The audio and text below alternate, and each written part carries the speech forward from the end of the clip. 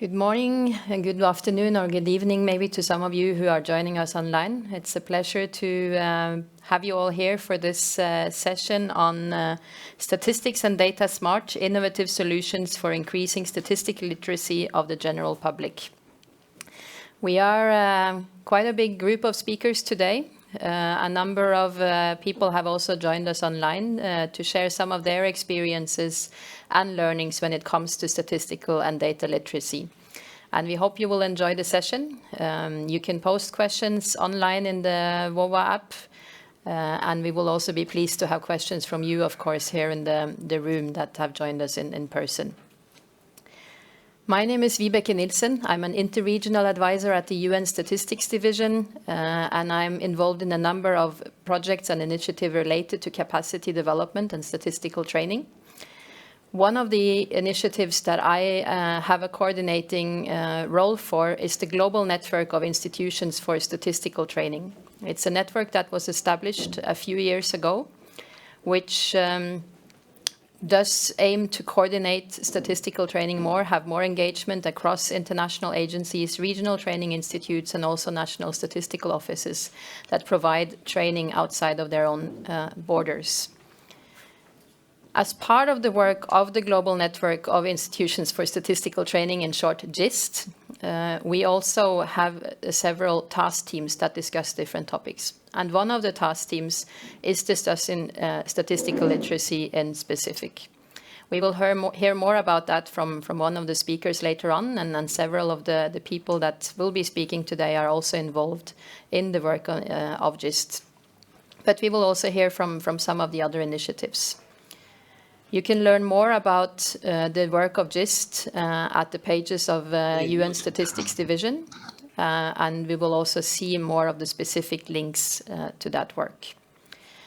So some of the questions that we will try to respond to today is how to make statistical learning more engaging and how we can reach out to various population groups.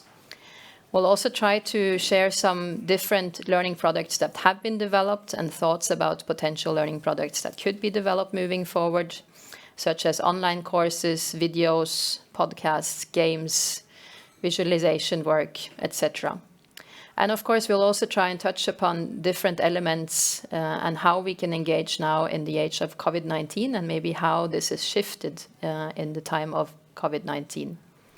And the last question that I think some of us will try to cover today is what kind of partnerships are needed, how we need to engage, and how we can work with different partners to try and reach out as widely as possible. I will introduce each of the speakers by asking each of the speakers what is their favorite quote about statistics and data. And you will have an opportunity to give your vote to which of the quotes provided by the different speakers that you like the most. And we will have, I think, a winner at the end of the session. So without spending more time on the introduction, I would like to introduce the first speaker who will share the experience from Mongolia. It's Mr. Batava Batmuk. He is the chairman of the National Statistical Office of Mongolia. And we'll hear a presentation from you, Batmuk. But first of all, I would like to ask you, basically, what is your favorite quote about data and statistics? Thank you very much. I would say data is a raw form of statistics. That would be my favorite quote. Thank you. Over to you. Yes. So, good morning, everyone. And first of all, I would like to thank organizers for inviting us to share our experiences in terms of improving communication of data and literacy of the statistics. So,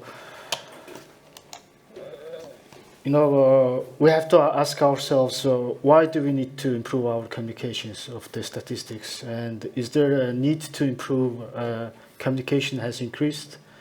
And the answer we think in Mongolia would be it's now more than ever. It's because with the advent of the digital technologies, one could easily collect data and make a judgment from it. And when they do it quite a good job in terms of the communication. Although the quality and impartiality is not always granted. And Mongolia, it's even more a problem because every time we disseminate some indicators to the public, someone who has a loud voice like politicians say our data is not good or we are serving the ruling party. And it hurts our image as a professional and independent organization.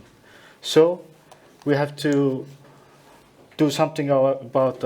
We had to do something about our communication strategy. So we decided to overhaul our communication strategy and ways to improve the general public's statistical literacy.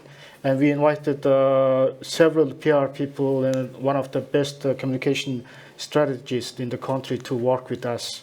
And you know what? After working with them, they identified that we don't need to reinvent the wheel because we had all the things we needed because of these two publications by the UN Statistical Division and the UNEC, because they have it has everything we needed in the like communication strategy and skill sets we need to develop. And then we worked with our PR guys, and also we looked into the publications, and then we started to plan and execute our strategy. For example, positioning the NSO in the market of enormous competing data and information, and also skill sets we need to develop. And also we looked into the communication skill sets that NSO should develop. And when we talk about communication skill sets, it includes like everything from stakeholder engagement, social media, website management, brand management, content creation. So in other words, the strategy we needed to develop was like complete set of skills that has to be developed both internally and externally. And most importantly, one thing we as statisticians forgot was that the way we communicate, we have to communicate in terms of what the citizens or what the demand drives. So previously, when we think about our communication strategy, we were, mostly concentrating on the compilation of statistics and its quality. But the data or statistics without use is like a nice car without the gas. So we had to, look into this communication strategy. And to improve ourselves, we've done a stakeholder analysis matrix and divided the user of statistics into two main groups. One, namely organizations, which includes the state organizations and private sector entities, and the other one is the citizens. And based on this matrix, we have developed user persona groups for the use of statistics. And at the beginning of this exercise, to define the user personas and communication strategy, our staff was a little bit reluctant to participate because our statisticians thought that our job is to compile the statistics, not to communicate the general public. And then we had to spend some time to convince them that by having a good communication, we can increase the use of statistics so that the public can appreciate our work. So it was very important to engage with our staff in terms of making them understand why the good strategy works. And based on these user personas, we created each single engagement strategy for different persona groups that could be more suitable for them. And then we have established different contents for these user groups. Now, let me move on to several initiatives that we have so far started in line with our communication strategies. Just in the interest of time, I will just show you some examples. For example, firstly, we've done UI UX for our statistical information website because the previous website got complaints that the users with no statistical background had a hard time to find the indicators. So we completely overhauled the UI and UX so that people with no statistical background can find the indicators they have easily, because we introduced some search engines, and then in terms of the user experience, we made it easier to click through different indicators. And also to make understand our periodic surveys and censuses, we've created this Facebook Live event and also the podcast to discuss about the recent results of our surveys, so that the people can understand what kind of information is embedded in there and how we conduct these surveys. And also another good example is that instead of just publishing the CPI index, we started to publish the main consumer product prices on a weekly basis. For example, meat, bread, milk, and stuff, so that the people can understand what's going on with the prices. And then from that, we think it helps a good ground for the people with no background in the statistics, economics, or finance to have understanding of the CPI as a general. And of course, we increased the number of our infographics targeting different user groups in terms of the data. For example, when there is an earthquake, we just publish this earthquake data on a timely basis, so that people can appreciate what happened in terms of the earthquake data in recent years. And also in terms of like when the car prices increase, we show them like what kind of cars are imported to the country, what's happening with the prices, and we think it really helps the people to appreciate the work we've done. And all these works are done in addition to our traditional like monthly, quarterly, and annual statistical publications. And these are just part of the things we have done so far to that we are planning. And in the conclusion, in NSO in Mongolia, we think proactive communication is very important, and it will help us to increase the use of official statistics, and then in a way it will help the general public to improve the statistical literacy. And I recommend our colleagues from different statistical agencies that to do the same, because it will help us to maintain or improve our reputation as a professional and also the necessary organizations in the country. And in the long term, maybe it will help us to overcome the problem of HR and then budget constraints. Thank you very much. Thank you very much. Very interesting, and a lot of work that you've been doing to engage with the citizens of Mongolia. The next speaker will share experiences from Palestine. That is Mr. Hussam Khalifa, the Director of External Trade Statistics Department at the Palestinian Central Bureau of Statistics. And I'll again start by asking you to share what is your favorite quote about data and statistics before going ahead and present the experience from Palestine. Over to you, Mr. Hussam Khalifa. Thank you. Good morning, everybody, and thank you for the invitation. As for my quote, it's statistics is a commodity. Anyone might test it, so you either like it or you dislike it.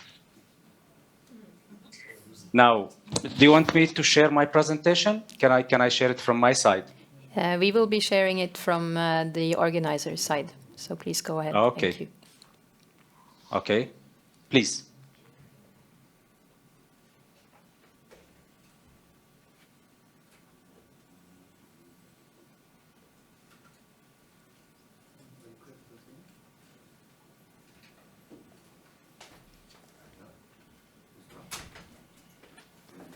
I think they are working on it. Mm-hmm. Okay, I'm waiting. Unless I can share it from my side. Okay. You just make it. Okay, so you will share it yourself. Presentation? And sorry, please go ahead and share yourself. I was.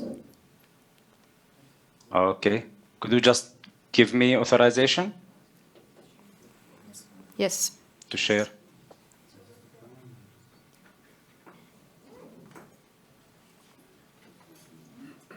Is it clear to you?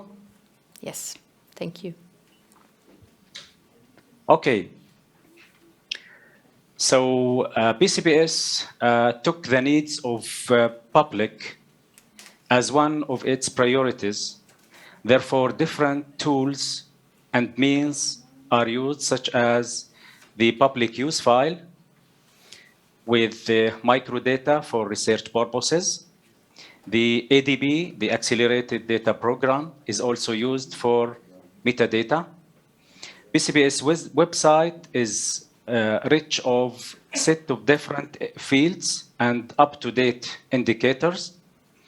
Also, user satisfaction is carried out every 2 to 3 years in order to evaluate the outputs and then seek any further needs for users.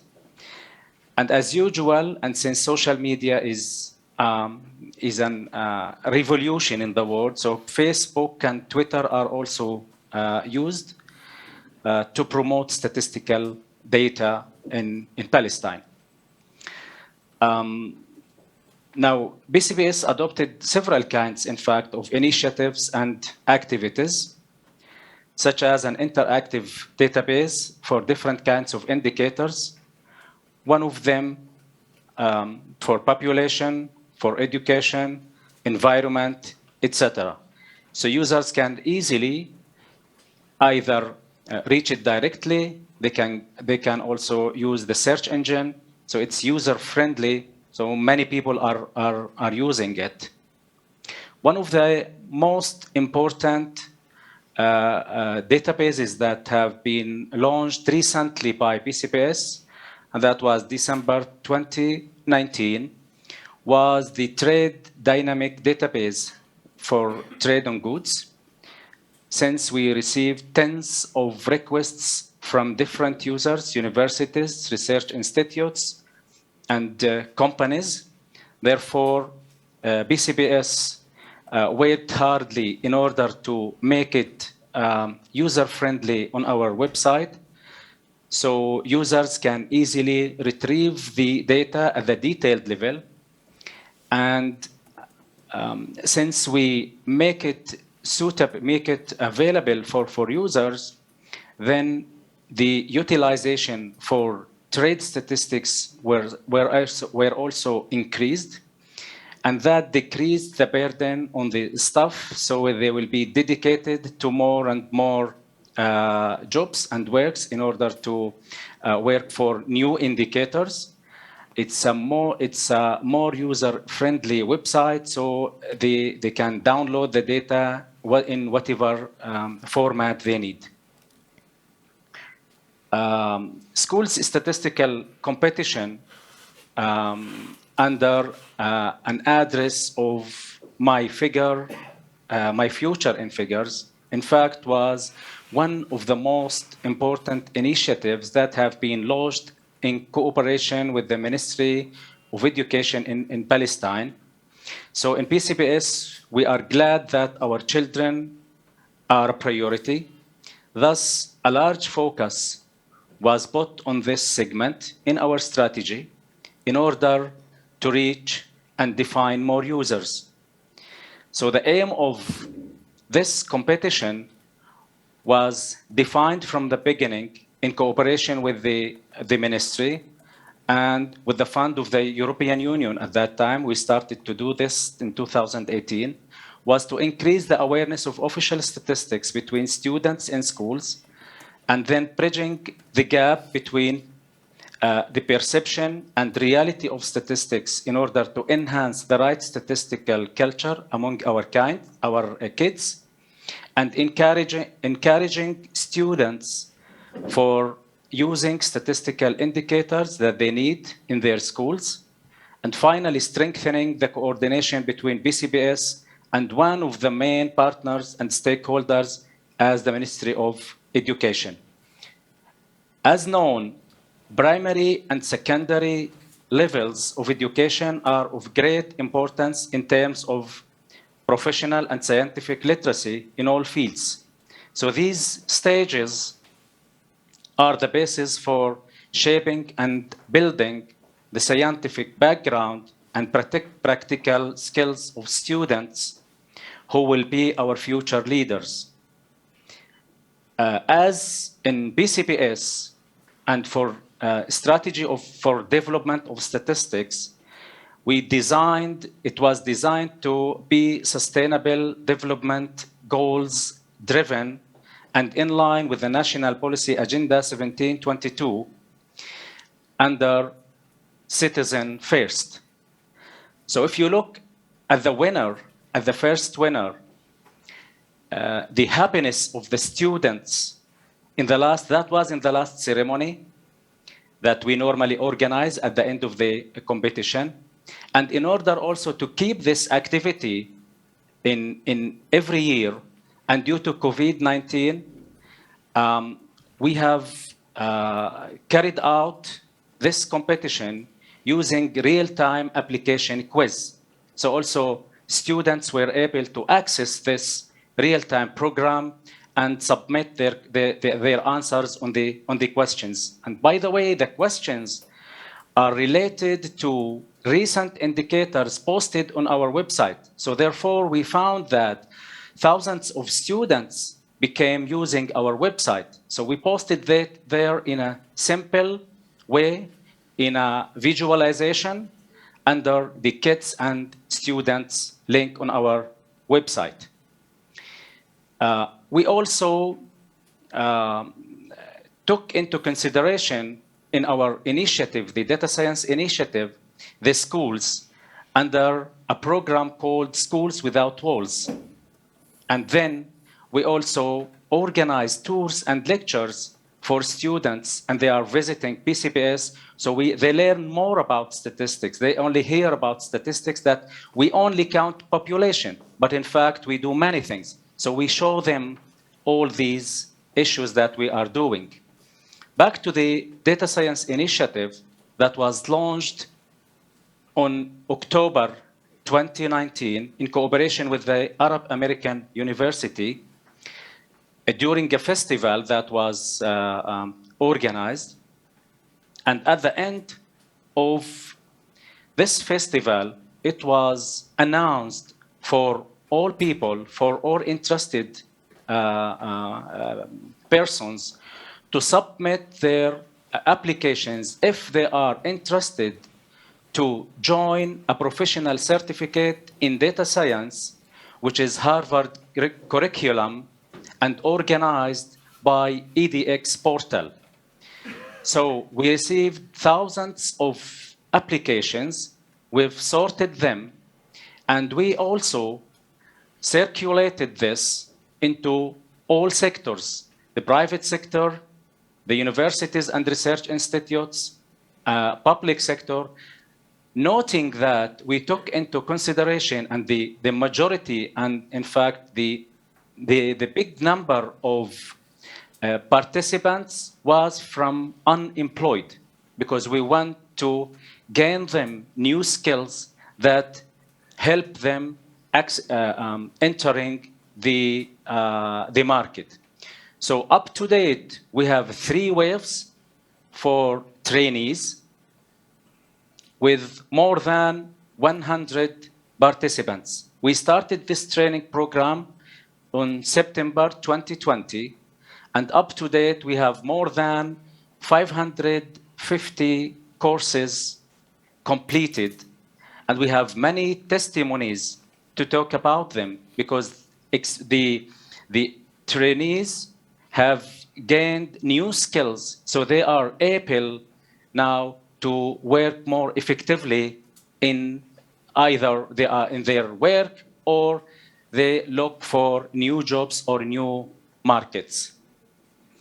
Journalists, and since journalists are the 4th authority and they tell the story of figures, we train them on how to simplify figures for users so they could cover more and more people, and not only for academics, but for the general public. Therefore, from time to time and every year, in fact, we have a special program to train them, to talk to them, and how to simplify, how to describe the results of the statistics that we are publishing on the daily basis.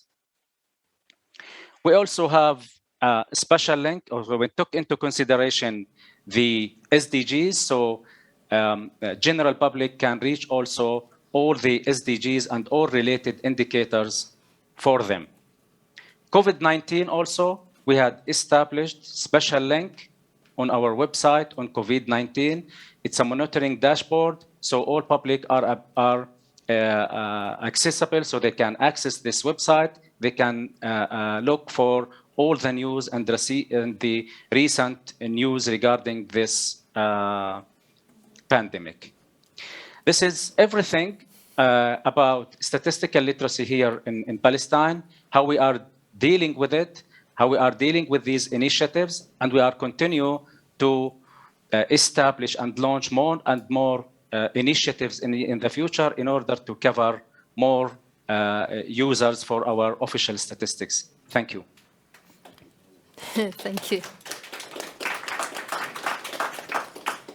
Thank you so much for sharing also the experience from Palestine. And I think all the work that you have been doing now for years with students and school children, and now also with unemployed, is really impressive. And I have the impression that it has really led to increased literacy in Palestine.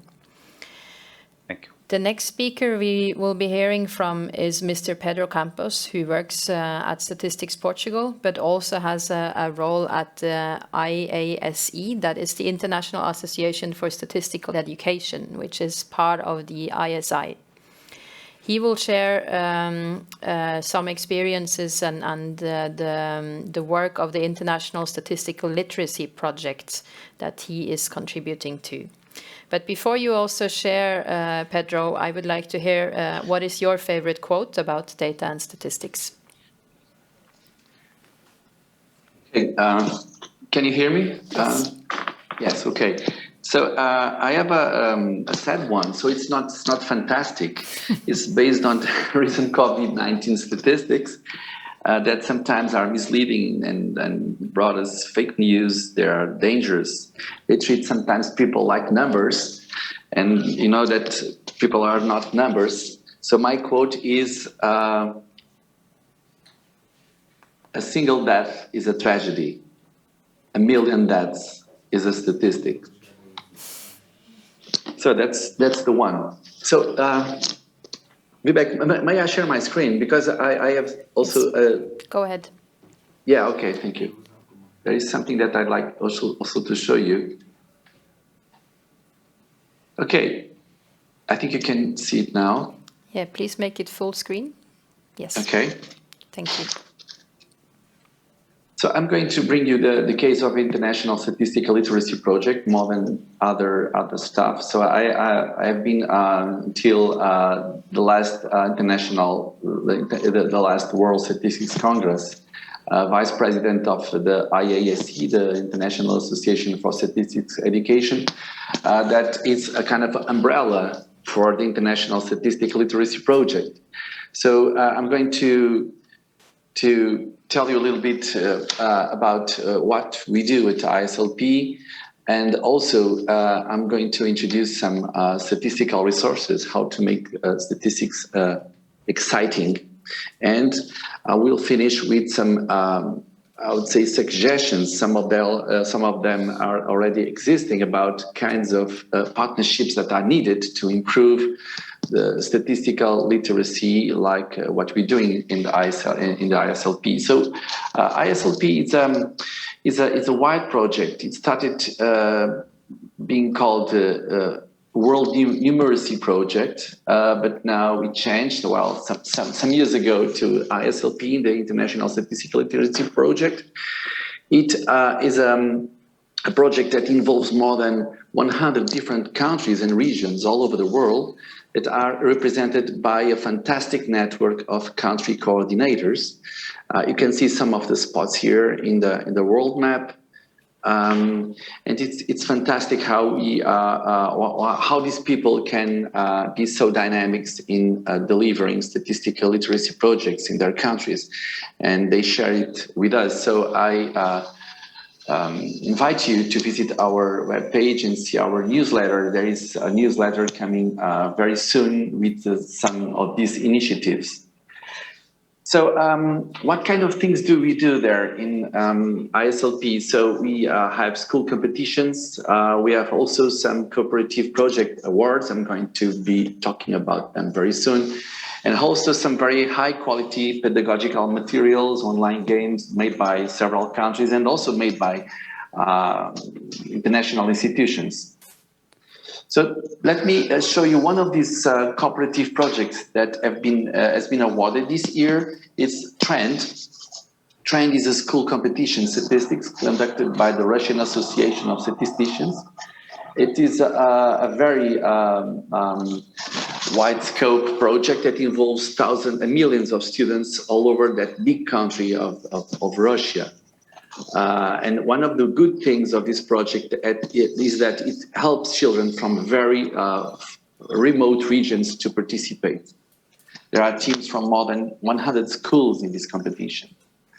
Another project that has been awarded is the Brazilian LAM. LAM is carrying out expeditions like workshops and courses almost 10 years ago. And it considers that young people are like crew in the boat, so they need to, to conduct an operation, a statistical project, from the very beginning of launching a statistical question until the last phase of communicating the results. So during all those stages, the students are like, like the drivers, like the head of the crew of the boat. Another project that has been awarded is the Australian National School Poster Competition. It's a very, it has been in it also, it's also working a very good project that invites people, students to collaborate, investigate and create based on some topics that they launch. Another one, this is a Portuguese one, is Exploristica. So Exploristica is a joint project between the Portuguese Statistical Society and the National Statistical Office, with some games where students learn some very important phases of the statistical project, from launching a question, creating a questionnaire, sampling, collecting the data, analyzing the data, and then communicating and disseminating the results. So let me, I'd like to focus now in one of how can we maybe classify the different types of resources that are available all over the world, and this includes those that we have selected in the ISLP webpage. I would say that maybe there are 4 main types of resources, or they can be, of course, they overlap in this typology, but there are some of them that focus more on the statistics and mathematics. And those 3 kinds of statistical perspectives, the descriptive, the prescriptive, and the predictive, some of them are more concentrated on communication and visualization skills, like those that produce dashboards, more concentrated and focused on graphs and maps. There are those that are more context knowledge. The goal is to understand figures and numbers more than, more than showing the equations and the maths and statistics behind those numbers. And there are also some projects that are that deal with software and hacking skills. So based on this, and I think that recently we are seeing more and more projects that are focused on this context knowledge. I mean, those that are more focused on understanding figures and numbers. And so let me show you some of them. For example, this Our World in Data. This is a very interesting initiative that show you some of the world's largest problems. For example, how many vaccinations has been done during the pandemic, for example, or in other kinds of diseases. You can take a look at this web page and see what they're doing with this kind of data. Another one is the 538. It's also focused on problems that you can see and facts, and try to connect those facts with data. Pro-civic stat. Well, I've been associated with this project, so it's an international one. So the idea is to understand statistics about society and to promote civic engagement, civic compromise with exploration of evidence. Let me just show you a little bit. So that's why I asked you to share my screen. So this is the resources of Pro-civic stat are now in the ISLP web page. And you can see some of lesson plans, some of the basic notions of civic stat map and of Pro-civic stat. And one of those resources is this civic stat map. So all of this you can just see for free. It's very, very easy to find.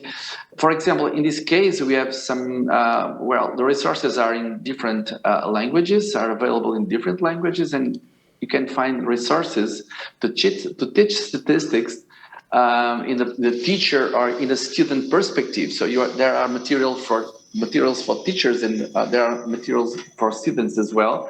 And there are different kinds of topics that you can see. For example, here I've selected this malnutrition. So this is a teacher manual to teach in a 1.5 hour lesson how can students address statistics and treat those data with software related to malnutrition. In this case, we are using Insight. Insight is a free tool developed by our colleagues in New Zealand. And okay, so that's it. You can just see, explore the data, and there are questions and suggestions for the teachers to give the solutions to the questions related to how to deal with, how to understand these problems of malnutrition in the world. Okay, so let me go back to my presentation. There are also the fantastic resources of UNITAR. UNITAR supports governments to implement the Agenda for Sustainable Development with some resources to teach and understand this data. And I'm just finishing my presentation. So one of our topics, because we're not only focusing on students, our audience in the ISLP, it's all kinds of citizens, all kinds of decision makers, journalists, people that are interested in understanding the data. So our goal in the ISLP is to reach broader audiences and to improve the attraction of data education, not only for students, but towards all the citizenship. And for that purpose, I invite you to help us find new partnerships that involves not only statistical offices. I'm also in a statistical office right now, and I try to do this in the case of Portugal, but we are also involving national statistical offices for other countries in the world, companies, journalists that are very important for the communication issues, universities, schools, and so on and so forth. I believe in it. Thank you.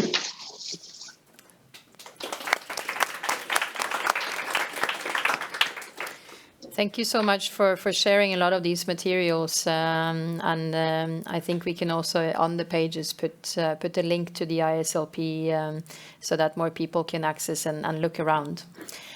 The next speaker is Mr. Leandra Foster Nongong from the UN Economic Commission for Africa. He's a statistician there, and he will be providing some examples from the African region. And before you present, Leandra, I would like to also hear from you. What is your favorite quote about data and statistics? Over to you. Thank you, Viveke. Good morning, colleagues. My favorite quote is a quote from Mark Twain. There are 3 types of lies: lies, damn lies, and statistics. The immediate question that comes when you read this quote is, how can someone say statistics is a type of lie? So we can see that the author maybe want to show how statistics can be manipulated to support almost any position. And all of us, we have witnessed on several occasions and contexts how politicians, for instance, can manipulate statistics for their own interests. I see this code as an indication to increase statistical literacy among everyday users. People should be able to detect misuse of statistics.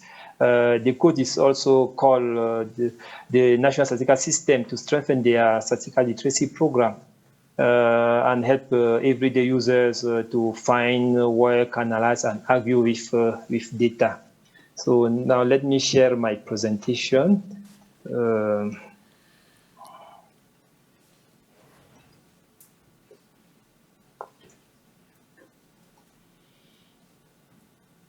Okay. So I'm going to share some of the statistical literacy initiative in Africa. One may tend to see statistical or data literacy as the ability to read the numbers of statistics. But current approaches define the expression with a focus on 4 elements, namely identification, understanding, operating, and using data. From this, we can derive 4 main component for statistical literacy. The first one is find data, which implies the process of statistics should facilitate access to data and statistics. The second component is work with data, which refers to facilitate the data understanding and use. And the focus here is on presenting data, statistical results, disseminating statistical product. The third component maybe is analyze data, which means build skills in the interpretation of data and statistics, build skills in critical analysis, in combining and using data from various sources, and also data manipulation.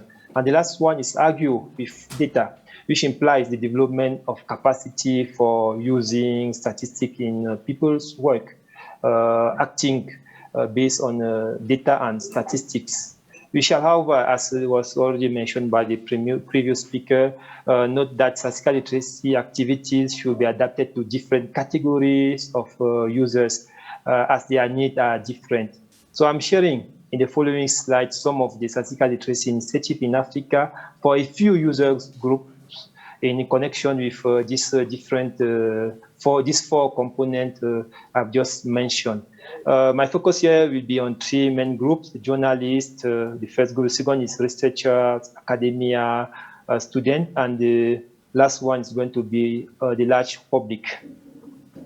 Journalists and the media play an essential role in the transmission of data and the statistical information to the public.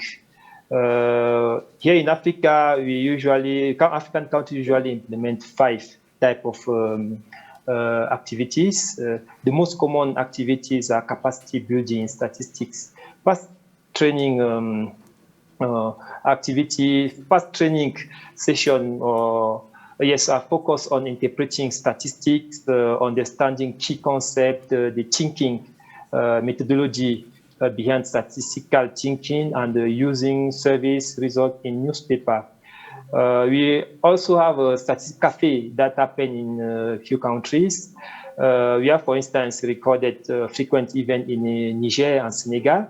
It is a user-friendly event where participants discuss a specific topic. For instance, in Niger, the last statistics cafe for journalists was on education and sustainable development. During that event, participants extensively discussed the questions and challenges related to education and statistical information sharing in the country. We also have an indirect statistical literacy activity called investigation on media practice. NSOs here analyze how journalists use data, and the result of this work inform the development and improvement of statistical product. Data journalism is a frequent activity to recognize outstanding work in data A Data Journalist Award, of course, is a frequent activity to recognize outstanding work in data journalism. It is generally attributed during in the framework for the celebration of the African Statistics Day. For instance, in Rwanda, the award promotes excellence and creativity in reporting statistics-based story to the public. And besides all of this, there is also a capacity building of statisticians to publish and disseminate user-friendly products which are accessible and understandable to everyone. For researchers, academia, and teachers, the statistical literacy activity mainly seek to facilitate access, knowledge, and use of micro and statistics for research, scientific work, and teaching. While for students, it aims to prepare the next generation to be literate in this area of data deluge. And they also contribute to promoting statistical thinking. Some illustration are data access center. In Senegal, for instance, such a center was installed in one of the most important universities in the country. From there, users can access and use detailed data and micro data for analysis. They also have the possibility of getting support from NSO's experts for data understanding and processing. You also have the National Data Archive that was already mentioned previously by our colleagues from Palestine. We also have the reading data with children, which is also an activity that boosts the statistical literacy of the young generation. During this event, some of the students read statistics for the first time, but they also read and analyze statistics, find correlations, ask questions, and so on. Infographic competition is also an occasion to stimulate creativity among students and enhance their learning of statistics. And Rwanda has a long experience here with the annual infographic competition since 2012. This, for instance, this infographic is the 2018, the winner infographic for 2018. It was on children education in Rwanda. The last group I want to focus on is the large public. The idea is to implement activity that will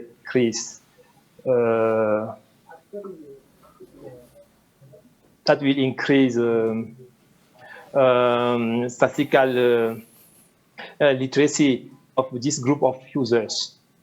Statistic newsletters are one of the means used by NSO in Africa. For instance, if you take the case of Burkina Faso, the e-statistic newsletter integrates a section named Understanding, which deals with a specific subject to facilitate understanding of a user. The April-June 2021 edition, for instance, focused on the Harmonized Household Living Conditions Service. It explained the key concept, how living conditions are measured, and poverty indicators are derived. The previous edition, the January, May, explained the Harmonized Price Index, its importance, and how data are interpreted. Other activities covers the publication of light and focused report written in the journalistic style that we call keep it short and simple, such as key findings, reports, general fact sheet to facilitate understanding and the use of statistics. In that direction, we have data stories that have become popular in the region. The experience of South Africa is a good illustration, as data story pages on Statistics South Africa website are on the top of search engines. The number of unique visits increased from 8.6% in 2017 to 13.3% in the first quarter of 2020-2021. It has increased the visibility of specific data that would have not been. And we also noticed that data story publications are now heavily used by mainstream media and also this traditional one. Allow me to finish this presentation with a brief overview of some of the recent Economic Commission of Africa works connected to statistical literacy. First of all, We have the African Statistics Day that was instituted in 1919, which is one of the occasions where countries implement several activities contributing to statistical literacy. The theme of this year was chosen to raise awareness of decision maker, producer of data, user of data, general public on the importance of data and statistics on the cultural and creative economy in recovering faster and more inclusively from the COVID-19 pandemic. EC also advocates and works with countries to include statistical literacy component in the National Strategy for Development Statistics. And going in this direction, we have prepared guidelines for developing an integrated user engagement strategy for national statistical system, which provide a mix of instruction, tip, background needed to conduct a dialogue with users, and also identified what they need and when and through what media they need it. Other activities include webinars, for instance, on media engagement in official statistics, and also e-learning and self-training modules such as on the consumer price index, and also gender statistics. Thank you. Over to you, Viveke. Thank you so much, Leandra. The last presentation that we'll hear is by Ms. Elena Proden, who is a senior specialist at UNITAR. And she is also the task team leader of the GIST Statistical Literacy Task Team, and will be sharing some of the work that we've been doing jointly as part of the GIST. Over to you. And also first share your quote. Yeah. Thank you very much, Vibeke.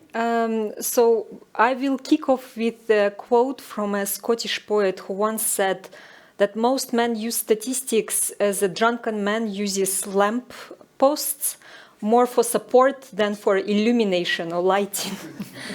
And yeah, I guess really the work that I'm going to present that we've done as a GIST is more really about that, making sure that people around the world, data users, can use statistics more as a basis, foundation for their decisions, for enlightenment, and not as an afterthought or manipulation, as Leandra was referring to. Basically, as Vibeke mentioned, we have a task team on statistical literacy, and I will show you three results, services that have resulted from the work of this task team. The first one is the GIST inventory of statistical literacy initiatives. This is quite young. We've just launched it recently, and we are in the process of populating it. So basically, the objective here is to enable national statistical offices and other statistical training providers to share knowledge, to be able to replicate some of the good practices from other countries, and sometimes also to have access and directly use some of the learning materials where the language and the context allow so. The initiatives range from websites to instructional material, posters, etc. And this is how it looks like right now. Basically, you can search for initiatives by target audience, type of product, language, etc. Here are just some examples of the initiatives that we already have. For example, from US Census Bureau initiative on statistics in schools and Census Academy. Also, there is a wonderful platform launched for kids and youth and teachers recently by Brazilian NSO. There is another example from Royal Statistical Society for resources for journalists. And really, the main value added is to help, as many speakers before said, highlight examples of methods that are relevant to the specific target audiences and their learning styles, from games and competitions for youth, highlighting school subjects and storytelling. The second product or service that resulted from this collaboration is an e-learning course, free course that we developed together, UNITAR, UN Statistics Division and Economic Commission for Africa. Leandra was involved in this work. It's a course dedicated specifically to policymakers. In this course, the curriculum is structured around modules that are grouped around core data competencies of policymakers, starting with basic data awareness, understanding the value of data and how it influences the decision-making process, refresh on statistical concepts, and then building up the abilities related to the analysis and assessment of the quality of data, how to communicate and identify the right data sources effectively and use this accurately, and also more specifically than in the application to policy design and monitoring and evaluation. In the course, we have case studies from around the world, different countries, also on different areas relevant for the SDGs decision-making. You see here, for example, domestic violence example. We have exercises. Then we also help to build skills related to storytelling, tables, graphs, and maps. There are some refreshers throughout the course. And finally, there is some procedural knowledge on how to go about performing a specific task and how build competencies related to that. And the final service that we would like to highlight, it's actually it's a combination of things. It's the micro-learning videos that we've been developing together also with UN Statistics Division and with the GIST collaboration. They are being launched and will be available through UNSD-DESA.org/statistics platform. That's also a result of the work of one of the working groups of the GIST. This platform provides access to courses and microlearning. I will focus a bit more on microlearning because this is really the work that is in the area of statistical literacy and geared towards broader target audiences. So the idea was really to provide NSOs with resources that they can use with their data users to help build trust in official statistics and highlight the value of data.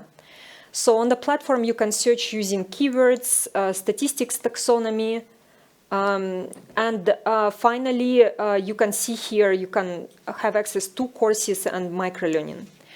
And at the end, I would like to invite you to check it out, the platform UNSD-DESA.org/statistics, and you will see some microlearning videos there.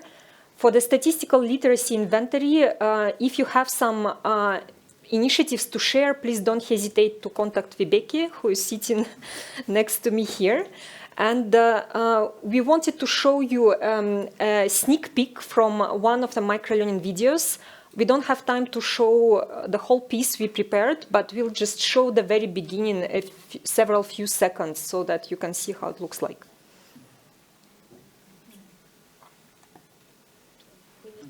It's coming. Illustrated data, diabetes seems to be spiking in Eastern Province. But can I trust our numbers? So many new businesses have started this year. The digital economy is really taking off. How many are there? Are they paying the right amounts of corporate taxes? We've tried to make our own estimates, but can I trust our numbers? National Statistical Office.